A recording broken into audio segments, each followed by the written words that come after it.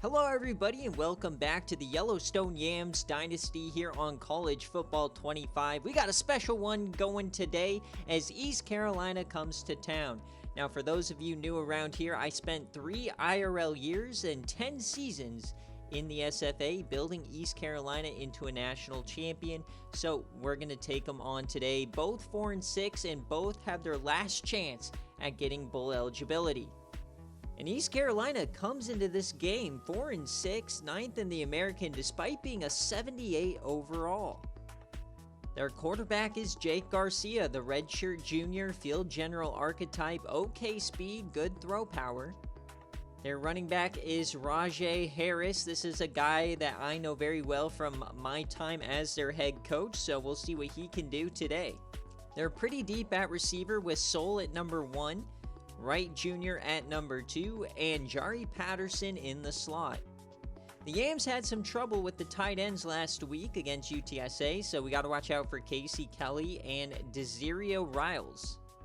Now, I might have found one of their issues and why they're so bad this year. This offensive line is pretty atrocious.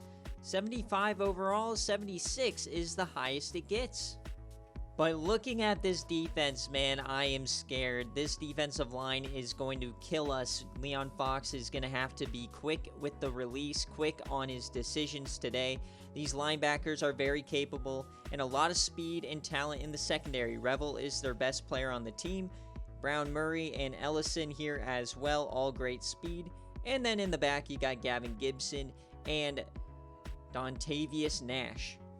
Here we go at Geyser Field, the final home game of Season 1 as ECU comes to town. We've got the nice Ranger Olds going, and the all-whites here for ECU is Jake Garcia is the quarterback, 30 touchdowns on the year.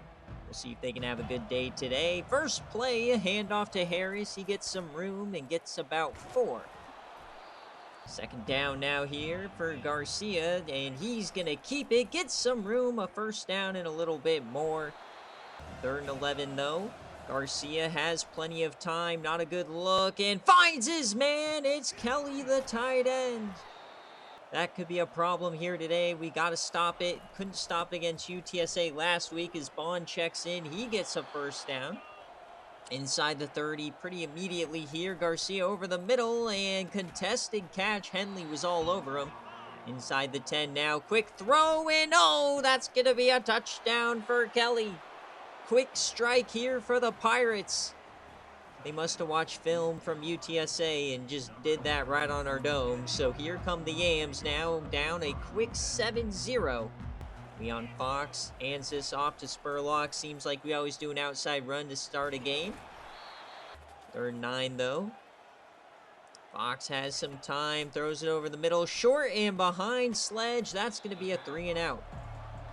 So Garcia back onto the field. Play action, has time, throws it over the middle. Wide open man, it's Wright Jr. Saves a touchdown is Burdett Jones. He's been getting beat to a crisp every week as they do it again here to the outside. So 2nd and 1 now, and another RPO. Got Flanagan to bite for a second and finds Kelly down to the 1. Can they punch it in here? Harris, yes they do! Touchdown, East Carolina. They take an early 14-0 lead. Just pure domination to start the day. So the Yams once again starting slow, just like last week as we hand it back to Spurlock, trying to find the outside, gets only 4. Fox now another 3rd down. He's sacked! Back-to-back 3 and outs to start the game. Pretty much a mirror image of the game against UTSA last week. As now here comes ECU, their 3rd drive. They've yet to be stopped.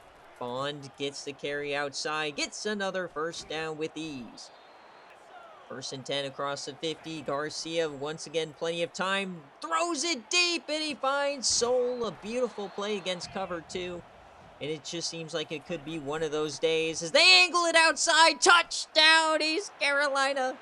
A quick 21 points on your dome in the first quarter. And the fans who came out to see the Yams are shook. As remember, a bowl game hangs in the balance for both these teams. Another loss and you have no shot. So handoff here. Another handoff to Neal, and that's going to bounce for a first. as we end the quarter. And yeah, just like I said earlier, mirror image of the UTSA game, just absolutely nothing doing for the Yams. We'll see if they can pick it up here as they give a quick pass to Mixon, makes a move, gets a first. 2nd and 10 now at midfield, play action, rolls left, and he's sacked! It's now 3rd and forever. Drops back for Fox. He's just gonna fire this deep. Has hard, and he hangs on. 1st down. All right, let's build off this. Throws this short to Mixon, and he pushes forward. No, it's gonna be 4th down. We're gonna keep the offense on the field. Field goal doesn't help, and they'll give us the first. I'm not gonna question that spot. So handoff to Spurlock now. He finds some room, gets a first of his own. The Yams are starting to cook. 1st and 10 inside the 20. Fox just dumps this backwards. Not sure where they're going, but there's going to be a flag. See what they decide here. They'll call that roughing the passer, so the Yams move closer. 1st and goal, quick throw. And oh, that's almost intercepted, but it found Fred Hart. Touchdown, Yams. They chew into this lead. Now down 14. We got very lucky that wasn't picked. So can we build off this momentum? Flanagan brings down Bond in the backfield. 3rd and 12 now. Garcia, plenty of time. Yams that deep. It's intercepted! Lamar Lanes, he hurdles. There he goes. What a play from Lamar Lanes. So here come the Yams now. They dump this short to Spurlock, trying to find some room, and he gets not much. 2 minutes left, 2.5 minutes, I guess you could say. Fox over the middle. What are you doing? He gives it right back to the Pirates, trying to force it to easily. Leon, come on, buddy. Oh my God, what a bad throw. He just never saw the linebacker, Mike Edwards III, just right in his hands. So we get a pick, we give it right back. Here comes Raji Harris, and that's going to be nearing a 1st down. 2nd and 1 now. Garcia throws it out wide. Perfect throw to Jari Patterson right on the break as we hit the 2-minute warning. 1st and 10. Can be a screen out wide. Finds Bond, and he gets a first. 3rd and 5 here. Garcia, we bring a blitz, and we sack him. Red Bush. So they'll kick a field goal here to push it to 17. We were down 17 a ton last week. See if we can make another comeback. Fox here. Going to start out with a screen. Gets it out to Spurlock, who gets maybe 9 as he's pushed out of bounds. 48 seconds. Now down to 28. Fox yams that deep. Hits Mixon, and he's going to go out at the 30. So 23 seconds. Only need about 10 for a field goal, and they're sacked. What are we doing? So 18 seconds left. Now we got to press. He throws it out wide, and it's intercepted again. No, you're going the other way. Fox gives chase, but he's not going to catch him. Touchdown, East Carolina. Revel gets a pick six to end the half. 31-7 as we hit halftime, folks. I'm sick. I don't even know what happened on those last couple of drives, but East Carolina has come to Geyser Field and just stuck it to the Yams. We'll see if they can chew into this lead here in the 3rd quarter. We'll start it now with a throw. Throws it to Fred Hart. He catches it, turns the corner. There he goes. They're going to push him out at the 20, but a chunk play for Fred Hart. 3rd and 8 now. Fox over the middle. Hits Drew O'Neal. He's so good in the pass game. 1st and goal now. Fox. And he goes down back at the 15. 2nd and goal now. Fox throws it over the middle. Ryan McGee. Touchdown, Yams! What a score to open the half. Back to 17, though. This game's still pretty far out of reach. But that's a nice treat for the fans who decide to stick around, as we'll go for 2 now, and Spurlock doesn't get it. So 31-13 is the score. East Carolina comes back out on the field. They get not much there in the first play. 3rd and 6 here, chance for the Yams to get off the field. They throw that deep, and it's caught! And he survives a hit from Henley. Can't believe it. So now some play action and a dart over the middle. Hits his man. It's Jari Patterson. Touchdown, East Carolina. They extend the lead. What a play and what a throw from Jake Garcia. He just never had a chance. An absolute piss missile as Valentine had okay coverage, but when you blitz and you don't get there, it leaves you on an island. So here come the Yams now, 38-13, as we hit easily over the middle here, his first catch of the day. 3rd and 2 now as we're going to run triple option, and we just pressed the wrong button, of course, so we'll go for it. 4th and 4, over the middle. Chuck Sledge, and no, he doesn't get it. Oh no, this game is falling apart. We're unraveling here. So Jake Garcia now dumps it off to Kelly. Be 2nd and 4 now. And that's going to be play action. When he goes down for a sack. Nice play by Jed Patrick. So 3rd and 9, chance to get off the field. He fires it deep into... Oh, what can we do? A perfect throw from Jake Garcia. My goodness. So now, I mean, it's 45-13. We're just going to bounce around here as the Yams are getting throttled at home today. So that's a nice scramble from Fox. Now we're going to throw it out to Mixon, and he gets it on the RPO. He turns the corner. Touchdown, Yams! Nick Mixon, baby! What a play. It's still a 25-point deficit, but definitely a fun time here.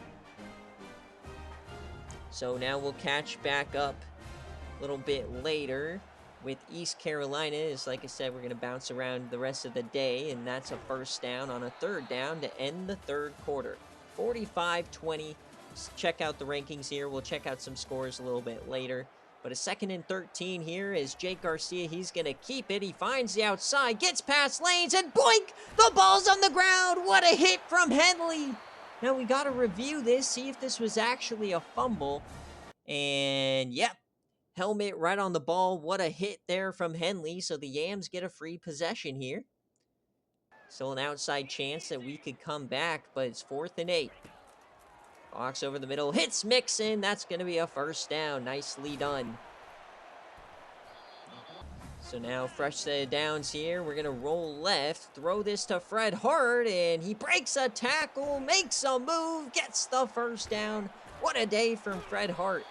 Easily his best day of the season, as now Fox, he scrambles, and he goes for the 1st, and he puts the ball on the ground. It's just that kind of day for the Yams. They have 2 turnovers, and then they've given it right back. We're going to get a sack here, though, to end the drive, so we'll get the ball back about midfield. 1st and 10. Fox, he scrambles. He's going to fire it late, and that's going to be a nice catch for Mixon. What a day for him.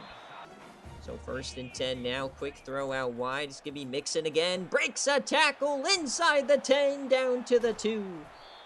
So 3rd and goal. Can the Yams punch it home? Spurlock. Yes, sir! Touchdown, Yams! And yes, we're getting blown out, but the fight never leaves us as we now get our onside kick here. Beautiful bounce, but we just can't jar it loose. So little 2 minutes left here. 3rd and 9, and we hand this off, and he reverses field. The Yams will get it back here. 45-27. We do a great job of getting ourselves back into these games, but we can't get down by so much as we find easily over the middle. Another 1st down here, Leon. And he has a bunch of wear and tear going, so we got to be careful and taking hits. He can't take too many as he's half bar. But he is on fire apparently here, so another 1st down throw to Easily. Nicely done as we're about a minute left in the game. 1st and 10, throws this one to Mixon. Almost hits the ref, but that'll be another 1st. So 2nd and 10 now. He rolls right. And he hit as he throws, and he hits him! Oh, baby, Mixon! His 2nd of the day. What a throw from Leon Fox! You can say what you want about him, but what a beautiful throw. Put it right where it had to be, so we'll go for 2 now to make it a 10-point game. And there it is from Easily. 45-35 now is our last hope. Is this onside kick? And we're not going to get it. So that will do it here. East Carolina gets the win on the road. They'll go to 5-6 as the Yams drop to 4-7, officially ending their hopes at a postseason game in year one. It was just one of those games that got away from us incredibly early. Down 21-0, we fought back.